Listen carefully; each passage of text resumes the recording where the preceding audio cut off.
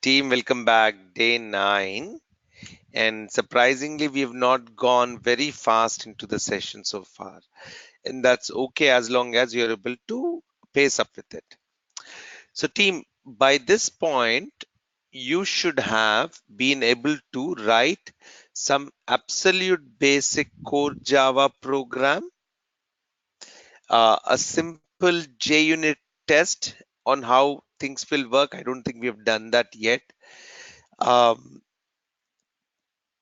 where is our flow of, there you go, on YouTube. So basically a very simple setting saying that okay, everything is in place for us and things are kind of working now. So this is very important, team, for you to gradually get towards. Lot of us give up in mid because you get stuck somewhere. So make sure these steps are being executed at your end. Any challenges, let me know. In one of the live sessions, I could take a look at what's happening maybe. Okay. Now, so what is it that we did? So simple data-driven framework that if I execute, what is it doing? It's opening up Chrome. If I see going to YouTube and just clicking on search, just search, typing something into the search field.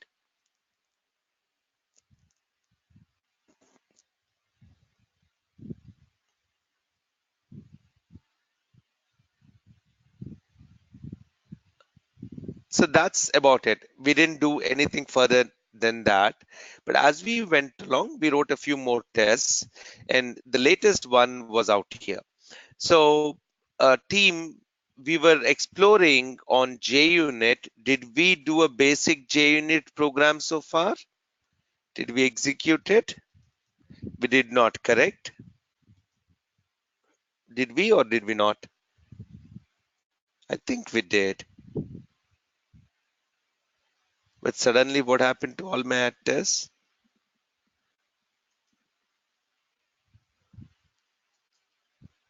Yes, we did. So, I suddenly see that the JUnit library is not to be found. So, let me right click, go to properties, Java build path, libraries. These two seem to be missing, team. So let me add those external jars. They're actually missing here.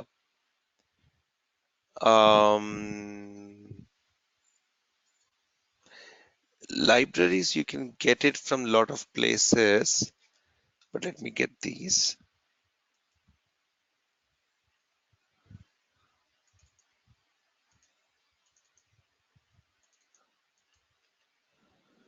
Now let us see. So I have these two.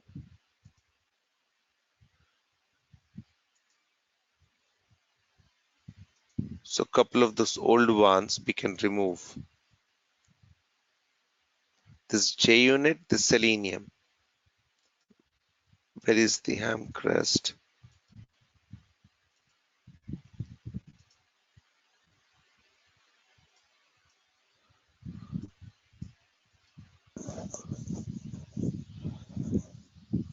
Okay. Hamcrest is basically helping us to connect through the Chrome driver.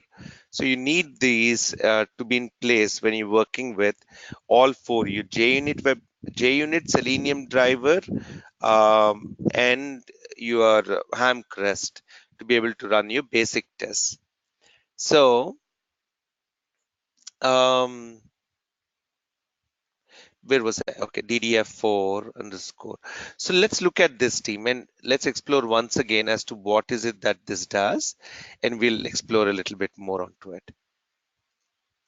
Okay, so team, I have, how does the JUnit test work? Once again, a quick recap. So we all can be on the same page.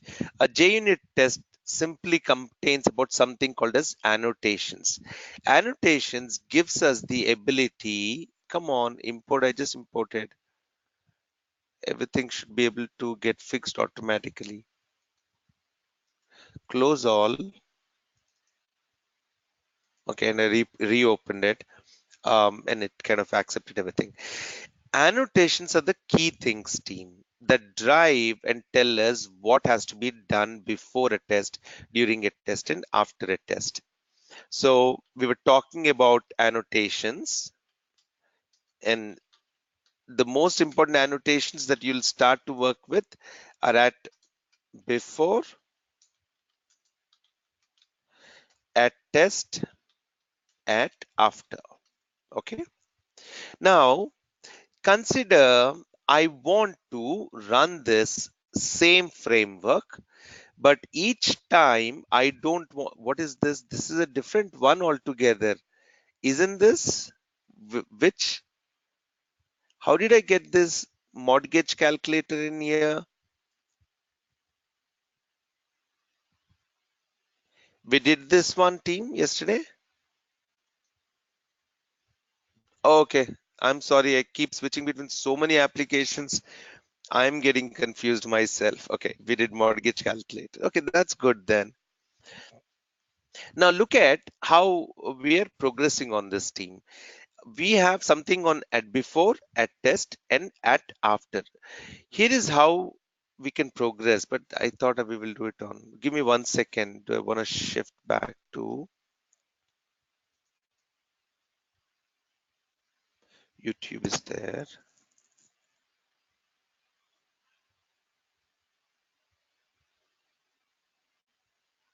This was a good one.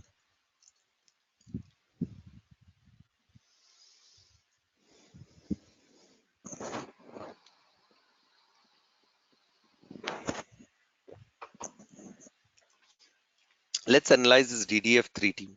What is it? It does. I have two at tests. Let's get our basics of JUnit once again clear, everyone.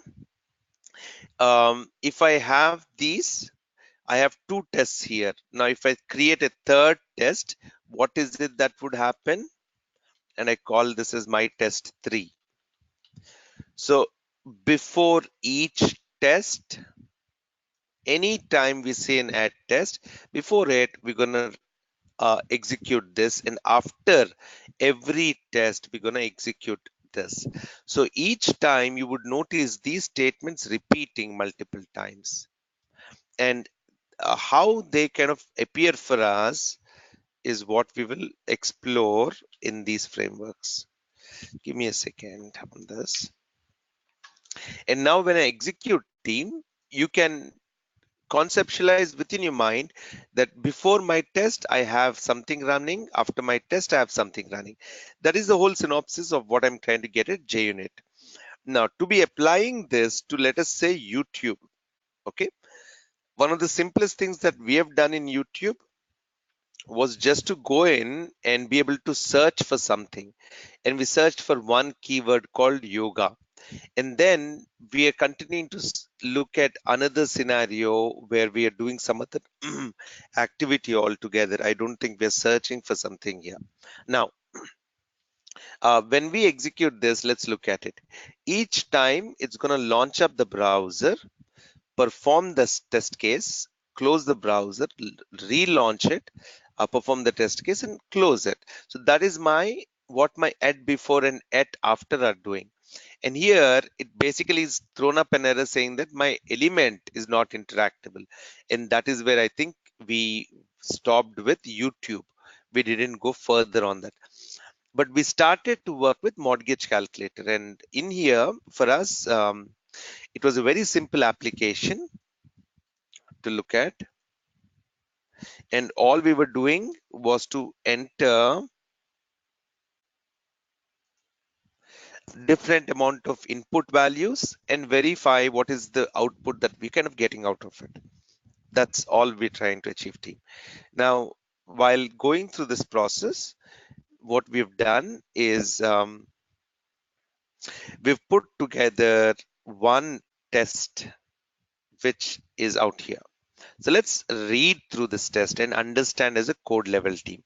Can you all read along with me and try and understand? The first few steps are just import statements. We're just trying to import whatever libraries we need to use. What are these libraries? How do they work? Java does not carry everything by default. Only as and when we require, we import them to make it more efficient. Then we have an at before. I have one test and I have an at after. So what is my at before doing? It is basically launching, saying that it is my test, and it is launching Chrome driver and navigating to the application, maximizing the window. And in the inputs, what I'm doing right now, team, is I'm giving in different values and seeing what is coming out for me. So if I execute this,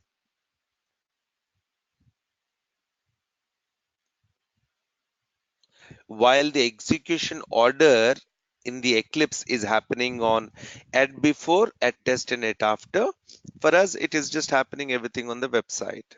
That's all we are interested in seeing. Did it finish everything? And if you don't have a close, it may never close the application. So it is for us to now go and check out here if the execution is done. So perfect, execution's completed. What do I mean by the execution completed? For a given set of values, I'm able to get the payment out of it. And the payment that I got is this. So I am saying that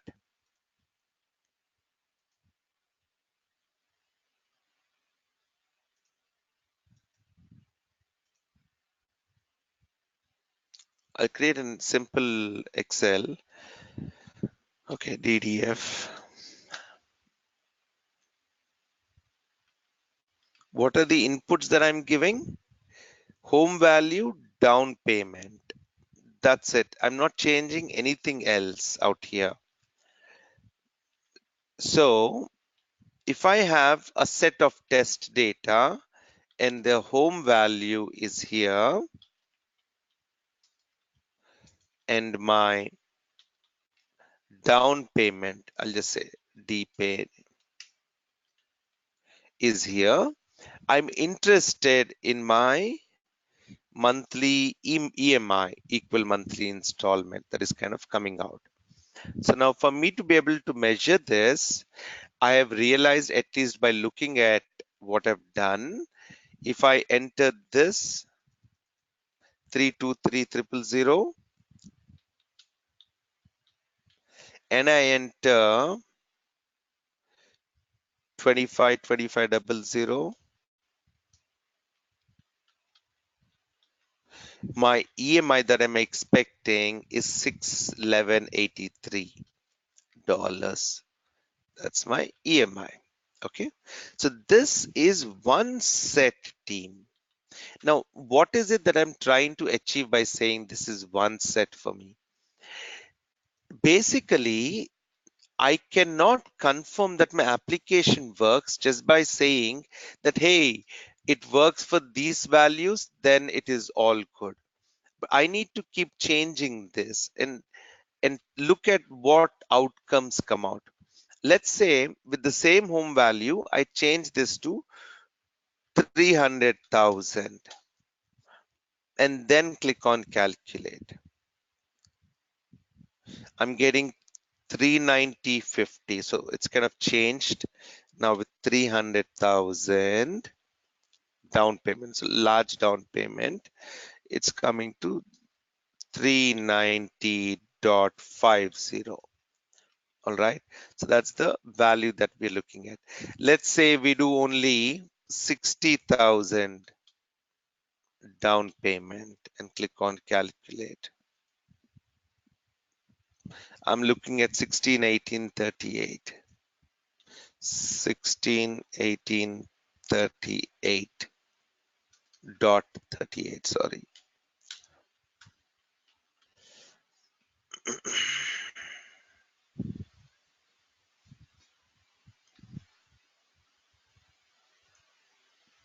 What was it down payment for us? 60,000. Now look at this data. I have unlimited sets of data that I could provide. And here, I don't know. I'll just put 150,000 and I want to see. This is my expected. Then I'll have actual that I'm getting from the website, let us say. Now, as per my formula, this is what I expect. But what is it the website giving me? That I want to print here. If they match, I want to say that my test is a pass or a fail. So how do I do this in an automation level? So number one, I have one test case here, which is doing for this. Let's save this as DDF5 JUnit underscore MC. Okay. What do you think could be the error that is showing up on the red mark team? Why do you think there's a red mark there? What is the reason for that error?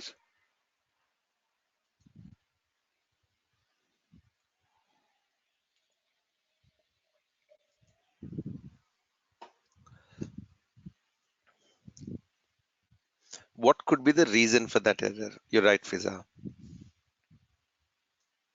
Always our class name here should be the same as the .java file name that we save it. So make sure this matches, make it as DDF5 and save team. You can keep seeing that these disappear. Okay. All right. Now what is it that I want to do? So if I want to run those tests, the way I can do is this. And first test is done. Now the second test, I have to put in the new values and I'll say 300,000. Actually, this is going to be a little different. If I'm going to write these statements, team, and we'll talk a little of code Java right now. Okay, we'll go into that. I didn't do any if statements also, right? I didn't. Yes. If m payment dot equals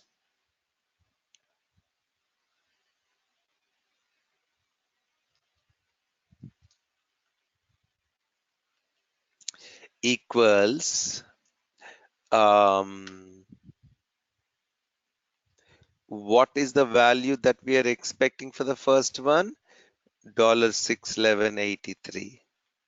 And team, I'm giving them in double quotes with the dollar sign, everything, because that is what is expected.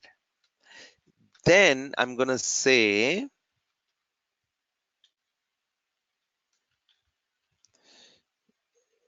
CISO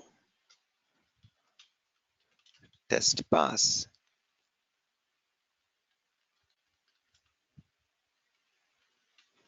Else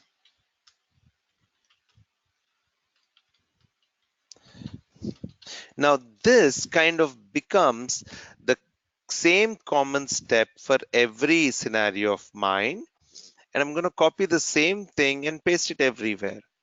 The only thing that will change is my test number and here the values that I'm providing. So now it's going to go into 300,000. The second one, and the value is $390.50.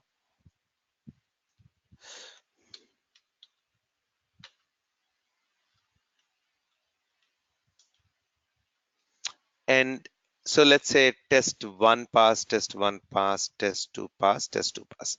So only two out of these sets we could get and put it into a Java code team. And this is fine. This is how we could do it when we didn't have enough framework knowledge. So let's run this. And it's trying to ask me if it's a JUnit or testng because I have both on my Eclipse, and just take JUnit and execute. So I have two test teams, remember this. So it's gonna, you expect the browser to launch 2 times and how the execution kind of happens.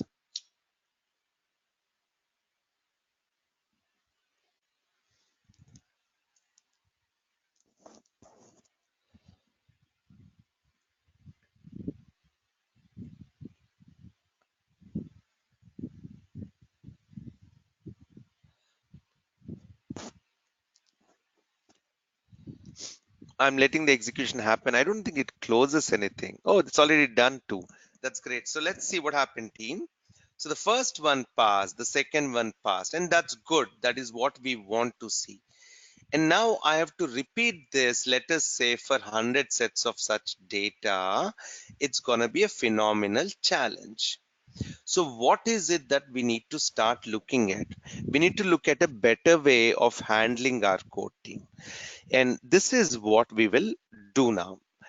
Keeping this code as is, we will write a new code. So try and create as many new Java programs as you can, team.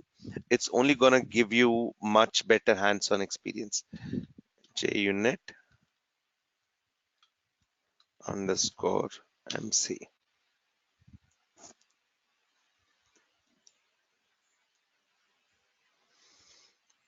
All right. So any JUnit code, add before, add test, add after, right? This is what we will have, team. And let's take the basic one if we want from here and put it there. That's my add before. There are too many variables here, and that's why I don't want it to get confusing.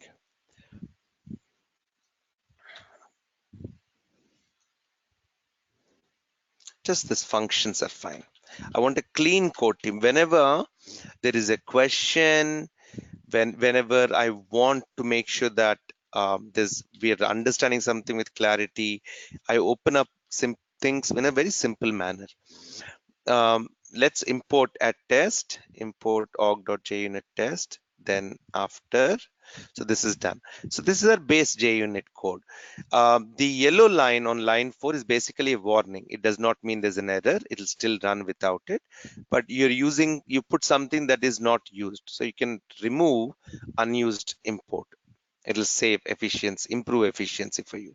Okay, now a lot of big concept has to be given to us about where our information is being held. So the test continues to remain the same. All that is changing is my data. So my application, very simple from at least the what I'm doing. I have two fields where I'm entering value, one button where I'm gonna kind of click on, and I'm getting the value out here as to what that amount is. This is all that I'm doing, but I'm doing it on different sets of data, data set 1 to data set n. Each time for me to go and physically change it in the code and do it does not seem rational. So, but even before that, we should talk about holding these informations, team. Anytime when we talk about programming, it is a lot to do with holding and storing data and content. And this can be done with the help of variables.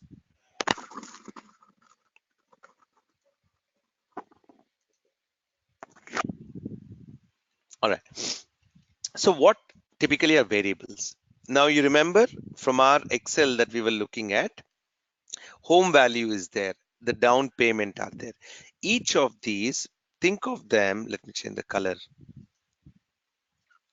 Think of them as a box where memory is being held together. Okay. Right now, the value for that is 323K. Okay. Whatever the value in it, I want to get that value at that given point in time. The easiest reference for us, team, is like our phone contact list. When you look at any of our friends contact that we know, friends, family, and so on, we don't have to necessarily remember everyone's phone number. If we know their name, that is sufficient. We link their phone number to it. So all I need is a name, and that number is there, out there. Now that is set in your contact list. Tomorrow, if this number changes, all you have to do is update it in the contact list, and it is there for future reference. So you start to remember and identify things using that name, and the value comes along with it. The same out here, team.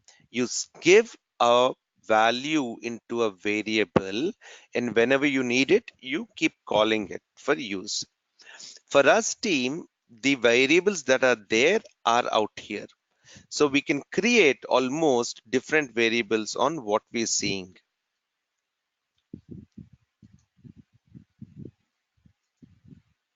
There's a hand raised. Any questions so far? I wanted to ask that as well. So now we're talking about the concept of creating variables team. So in my before, what is it that I was accomplishing? The most important thing is for me to launch the application. Everything is the same, but application is the one which is important for me.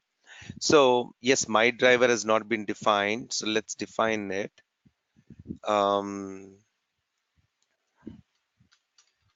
WebDriver. This I'll explain. Team WebDriver, my driver is a statement I've not explained to you. I just have to import the WebDriver, and this should be good. Now, the first variable that I want to use is something called as a variable URL, and the this variable will basically hold for us what we want for the application. So anytime tomorrow I want to change it, I can change it in one place. I don't have to change it in a dozen places. Okay, so I can simply call this a string variable URL. Now there are two types of data that you can look at when it comes to Java team. There is your string type. Let me do the drawing here.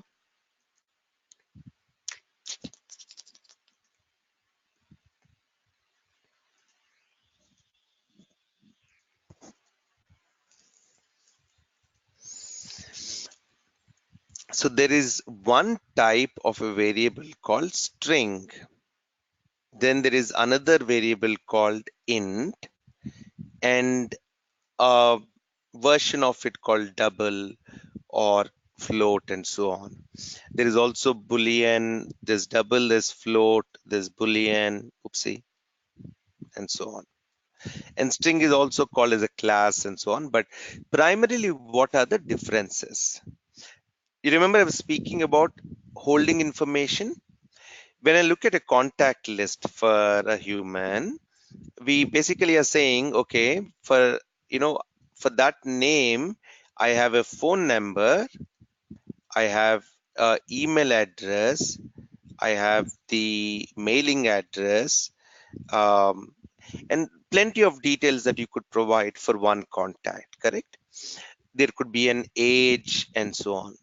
Now, let us say when we talk about holding information, there are two types, team. One, like text, where you write your first name, username, password, email address, and so on. Anything alphanumeric is that is there within double quotes is considered as string, and the value is taken as is, and it is compared to it can be used from their own team. So whenever you see that I'm putting a value within double quotes, automatically that variable type becomes string. So in our code here, if you see, this out here can be made string, this can be made string, this can be made string. So anything in double quotes can be immediately made as a string. That's one type of a holder. The second one is an integer. Integer, very simple team. Negative or positive numbers. Okay, but no decimals. That is what integer. When you come to double, then you're looking at more decimals, a float, and so on. You have long for larger numbers, boolean for true or false. But let us focus only at the beginning with simple strings and integers team. A lot of it will be done here. All right. Now, for me to hold information, I need to put them into variables. So the definition of a variable is very simple in Java. First, where is the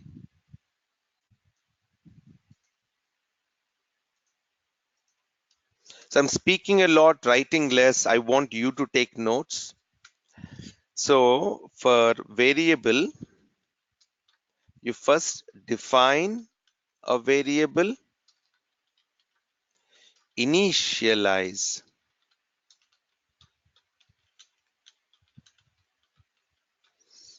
then you can use a variable. That is the primary purpose team. Defining a variable is saying what data type is it? Is it a string or an int and so on? Initializing a variable is putting some values into it. Then you can start to use. That is how we can do.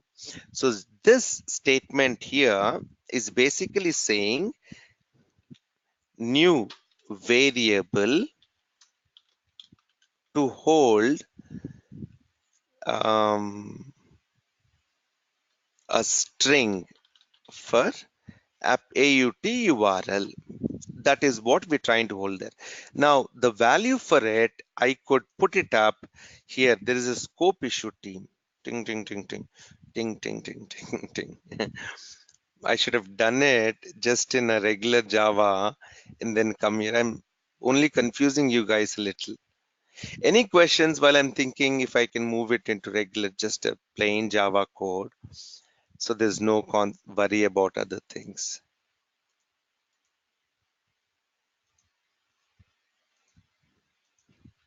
Any questions? I'm gonna make this DDF7 non-JUnit. So the same code, regular Java code I'm gonna do.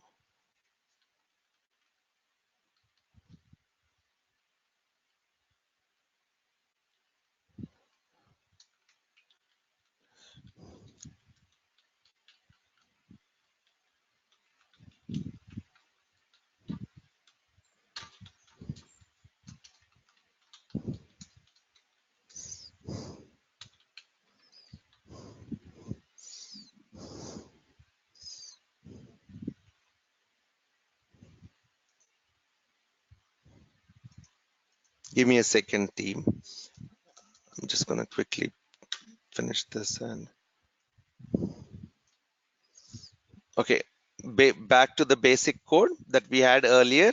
So none of these imports really matter right now, except for the Selenium WebDriver. So let's run this code and see if it works before my test, and it should be able to run this, right? Great. So now the first thing that we're creating is this VURL. So I want to be able to assign the value. This is declaring new variable to hold, declare. Once we work with 1-2 variables, other variables will become easy team. Let's give it a value. Now VURL equals whatever is out here. So I'm going to cut this and put it up. And every statement in Java team ends with a semicolon. So make sure there's a semicolon at the end. If you don't put one, Java will kind of keep, Eclipse will remind you about it. Now remember where we cut it from. Wherever we cut that from, if I say now VURL in quotes, what it will do, it will take the actual value VURL. But if I do it without these double quotes, then it is saying that it is searching for something called VURL. It knows already there's a variable declared and here is the value. So it will hunt for that. So this is my first step. Now my next step is about these variables. So I'm going to get these variables and create them out here. Okay. Since these are variables and I want to make it easy for us to understand, I'll just put a simple V in front of them. VH value, comma, V down payment, comma, V EMI, comma, V actually EMI, V test result. What happened to my test? Now note that variation team. I have defined something here. Looks like how we define variables, isn't it? Something space something semicolon. That is how we defined here. So there are two differences here.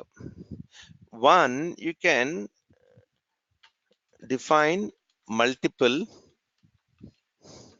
variables in one line. So I don't need to say each line for each variable. So I can just say string and everything. Now, do you know why there is a yellow line on line 12? Would you be able to tell me, team? Can I have the class a little bit more interactive right now? Another 10-15 minutes will be done for the weekend.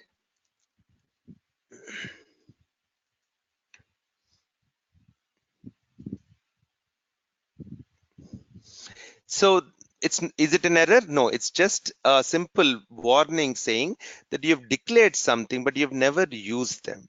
So now I want to be able to use it. So let's get this. I'm going to copy it. And here I'll say set test data values. And I'm going to say each of these have a value. So let's put this. I'm going to quickly do a little editing work. Semicolon.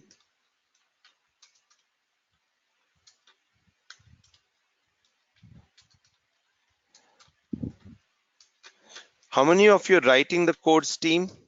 At least by looking at the video. Are you able to write the code by looking at the video, please?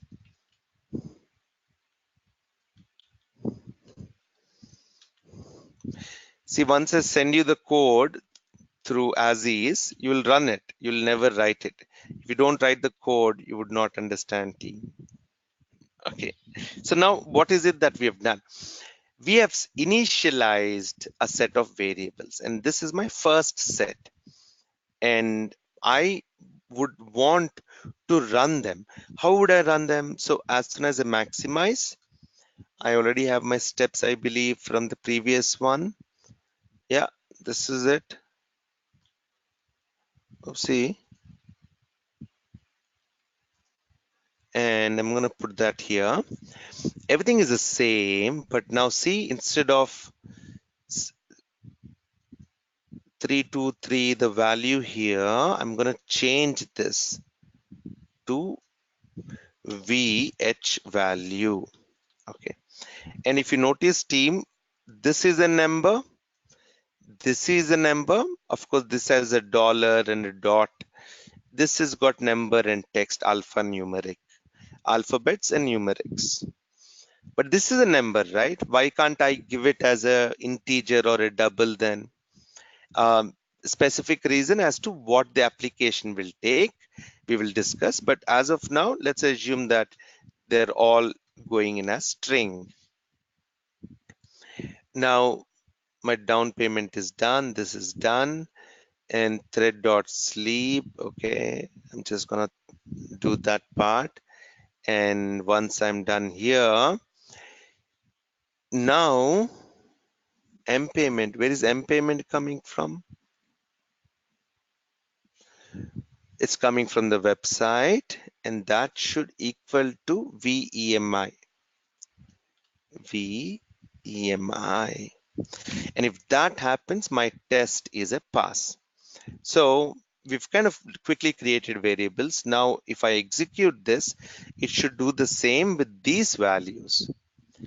Now, next time, if I want to repeat the same process, team, I would have to go through and have this data changed, right? So let's see. Test one says pass. I don't see any other issues here.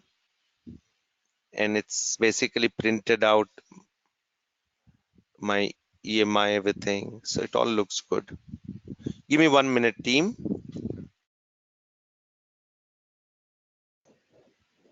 All right, sorry, I'm back. So team, what we have done is we have executed this for one set of data. Now, the good part is for me, if I need to change anything, I can quickly change it here and check the same for the another one. Let me take this actually.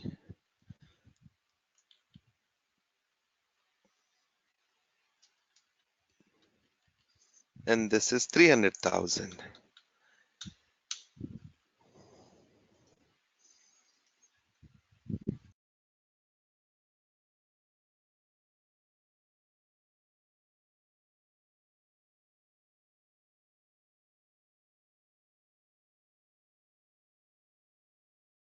All right, so execution seems to be done, but let me go here. There you go, great. So, and team, do you see that I'm not seeing any of this report on the left side? The green one saying, okay, test execution done. Do you know why?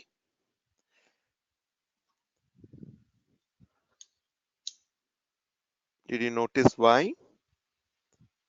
Because that was a JUnit report. So when you run a regular Java class or method, it will come up without anything. You have to generate your own reports. Okay, great. So each time now we are having to physically be having to do this, team. And that's like something that will keep haunting us, because I may have hundreds of sets of data. So how do I get to be able to do this in a better way? For this team, the most important is where are all the information stored. Once we understand that, we can quickly talk about reading it through. All right. So the three portions, team. Remember always, there's the application under test. Okay. There is our data that we provide, be it in the scripts and so on to run the tests.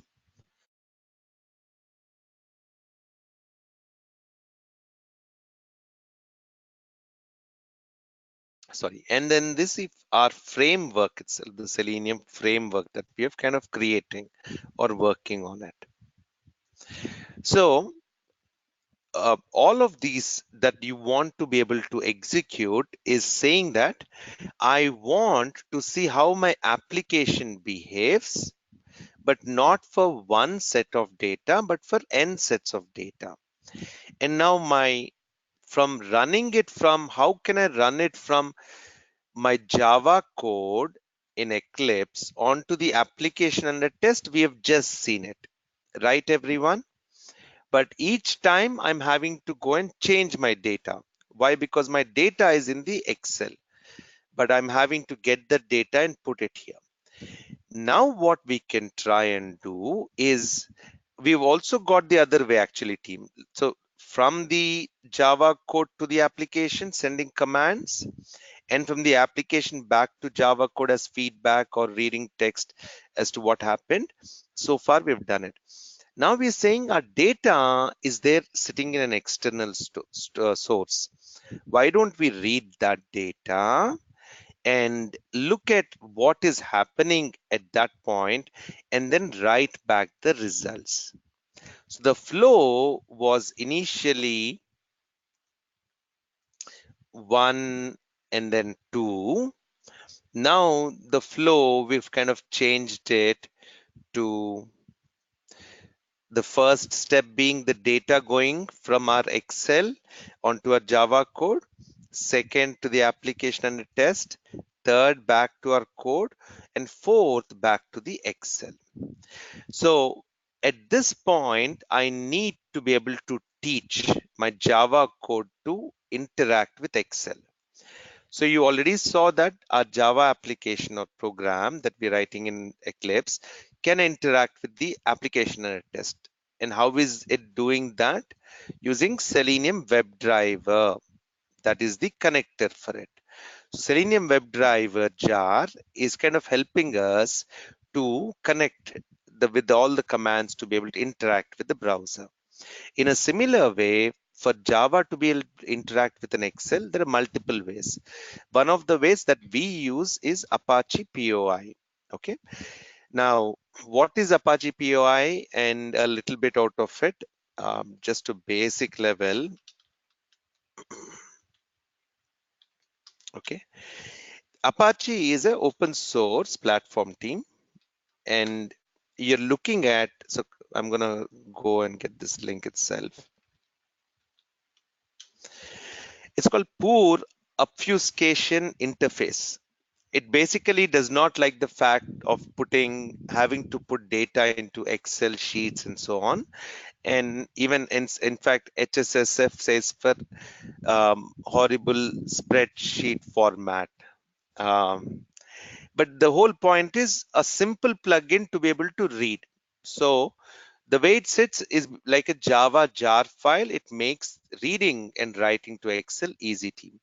So there is nothing I want you to do in this except for looking at a few functions, team. So we're short of time, but I'm going to quickly write those functions down for us from the previous one in here and how we're going to read that.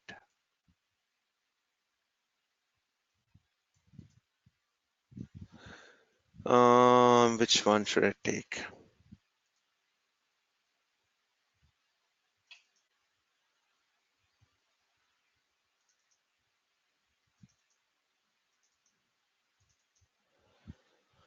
Okay, this does have.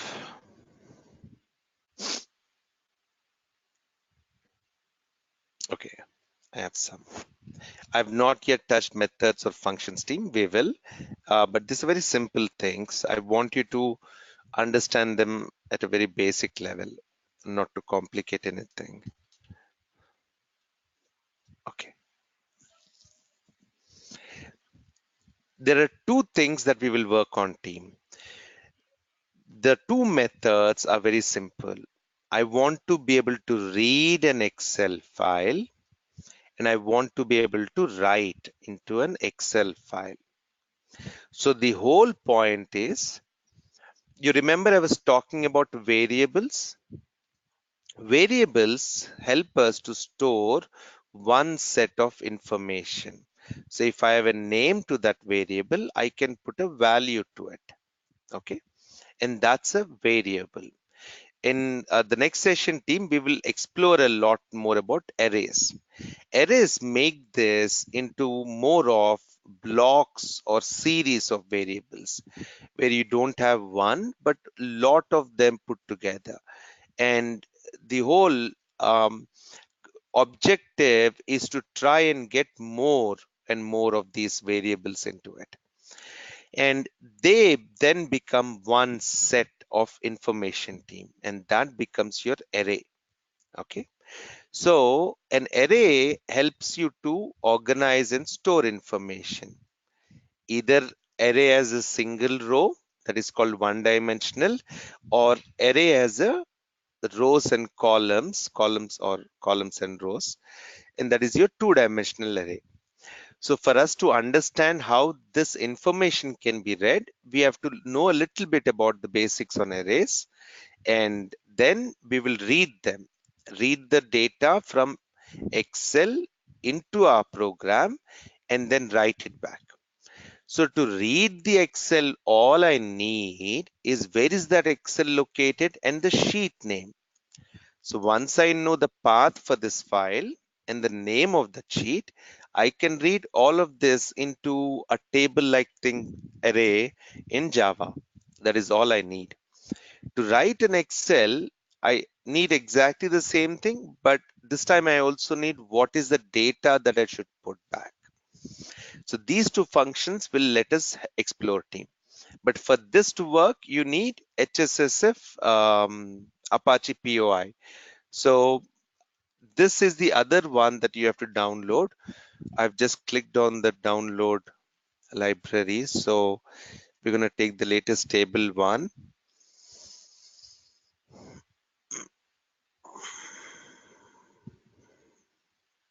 Which one do I have? I think it should be the same one.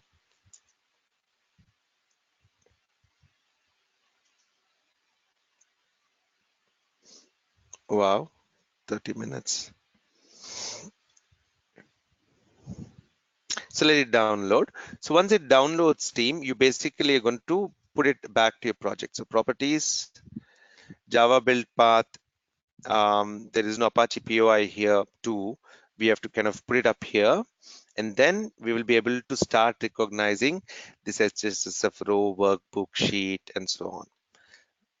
All right, let's see if this download is done. Yeah, it seems to be done.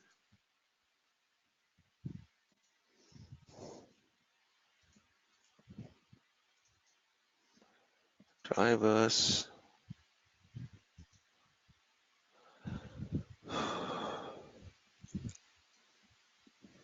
Yes, team, I'll get the videos up. The thing is, these videos are only for members, and we didn't get a chance to upload them to the website.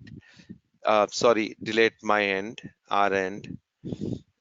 I'll get that going. So this is my Apache POI bin. All I'm interested in this POI jar file. So I'm just gonna quickly drag this one jar here and back to Eclipse. Java build path, add external jars, POI, and apply. Now it should be able to start getting a lot of these imported. File is regular Java import file team, same with file IO. I'll go through this code and we'll walk through this. So another 1.5 session, we'll be able to finish this. Apache POI data formatter is fine. HSSF row, that's fine too.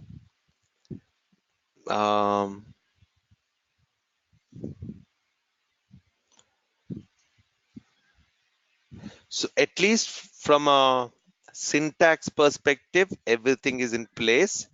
Now I need to read the data and put it back in here. Team, from my side, that's it. Now we can understand a little bit more about how this is happening, how the data is coming in, going out, then put it back in there. Any questions, please, for me? Videos, yes, last 2-3 days, including today, I will have to put it on iTeLearn.com and share.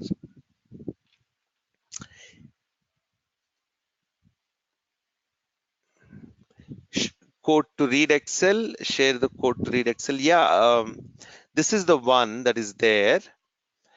How do I just put this code? At least JPACT members, you can download from the previous projects. Go to the previous Selenium project or training, please. Why not using a database here? Why? Because Excel is easy for people to understand. Once you know how to do it with Excel, then you can easily switch to a database. And then it is all about how to connect to that database, interact with it. So at that time, you can always change the source of where your data is. It could be coming from a web service or API, third party. I don't know. I don't care at that time. All right, team.